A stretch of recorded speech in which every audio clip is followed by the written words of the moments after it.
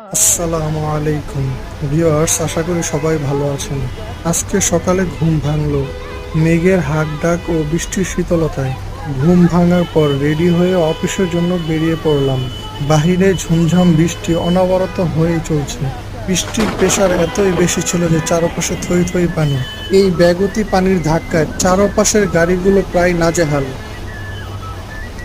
যাই হোক, সকাল সকাল এই ঝুম বৃষ্টিকে সাথে নিয়ে অফিসের জন্য এগিয়ে চলা।